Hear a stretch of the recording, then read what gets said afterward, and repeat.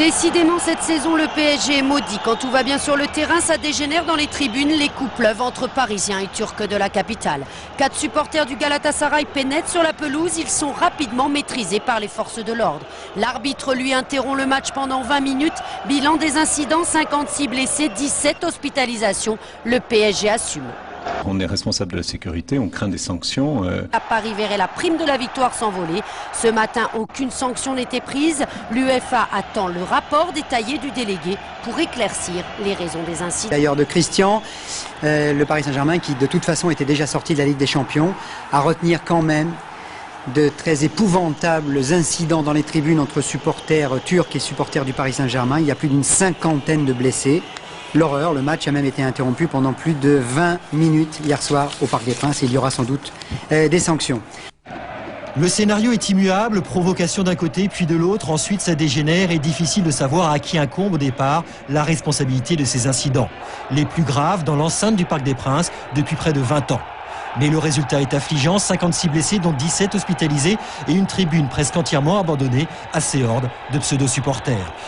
L'arbitre portugais, M. Melo Pereira, n'a d'autre solution que d'arrêter la rencontre pendant plus de 20 minutes. Les stadiers sont le plus souvent dépassés par le nombre, parfois complices dans cette tribune où se sont retrouvés pêle-mêle supporters parisiens, supporters turcs habitant en France, ainsi que de nombreux enfants. 4 spectateurs turcs ont également été appréhendés après qu'ils soient entrés sur la pelouse. Ce match était classé à haut risque, mais la présence policière dans l'enceinte du stade a été plutôt discrète. Et pourtant, on pouvait envisager le pire, connaissant le fanatisme de certains supporters des deux équipes. La presse turque ce matin se déchaîne, tenant pour responsable de ces incidents des supporters parisiens d'origine arménienne. Conférence avec le préfet de police de Paris vendredi dernier pour préparer ce match. Il y a de très importantes forces de police qui ont été déployées autour du stade et dans le stade. On savait et pourtant, 56 blessés, 17 hospitalisés, c'est le bilan que l'on retiendra de ce Paris Saint-Germain Galatasaray de Ligue des Champions sans enjeu, Paris étant éliminé et les Turcs déjà en quart de finale. Provocation, affrontement, invasion de la pelouse par les supporters. Le match a dû être interrompu après 13 minutes 30 de jeu en deuxième mi-temps. Dans ce contexte si particulier, Luis Fernandez ne voulait toutefois évoquer que l'aspect sportif, terrain, ou même perdre le match sur tapis vert ainsi que les 6 millions de francs de primes offerts pour la victoire. Verdict le 21 mars. Galatasaray, mais depuis quelques minutes, des incidents ont éclaté dans la tribune Auteuil. Plusieurs supporters turcs ont même réussi à pénétrer sur la pelouse. Certains, entourés par les joueurs, sont ramenés tranquillement, d'autres sont évacués un peu plus violemment par les gens de la sécurité. D'habitude, dans ce genre de rencontre, les supporters adverses sont rassemblés dans une tribune isolée. Là, beaucoup de Turcs habitant Paris sont venus et se sont dispersés dans tout le stade. La tension est donc très vive. Le long de la ligne de touche, le trio arbitral est en pleine discussion pendant que les joueurs décontractés, ici à l'image de Christian, attendent la décision.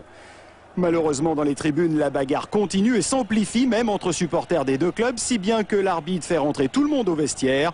Le match sera interrompu une bonne vingtaine de minutes. Le club parisien sera sûrement sanctionné pour ces incidents, une amende, une suspension, voire même un match perdu sur tapis vert. Bref, la série noire continue pour le PSG qui n'avait vraiment pas besoin de ça.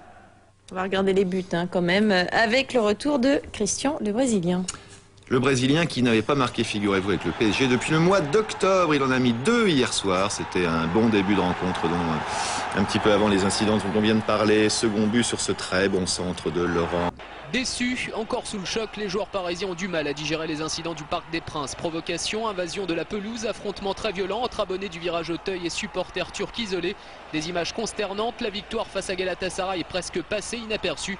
Et pourtant, à la direction du PSG, on préfère plaider non coupable. Ce qu'il faut bien dire, c'est qu'on ne peut pas maîtriser totalement la billetterie. Quand on s'est retrouvé avec 800 supporters turcs en plus, qu'on n'avait pas attendu, c'est vrai qu'on s'est retrouvé un petit peu surpris. La responsabilité, bien évidemment, qu'on l'assume, mais on gère, je vous rappelle, une ville de 50 000 habitants, et à un moment ou un autre, on ne peut pas tout contrôler, on ne peut pas contrôler des cas isolés, des provocations.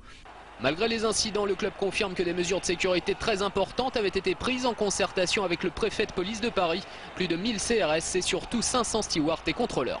On est certainement un des stades et une des équipes les mieux organisées, les mieux structurées.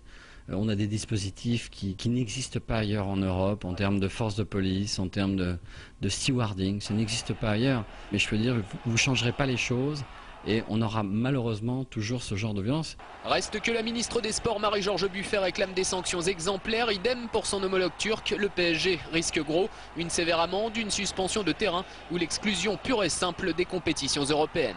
J'espère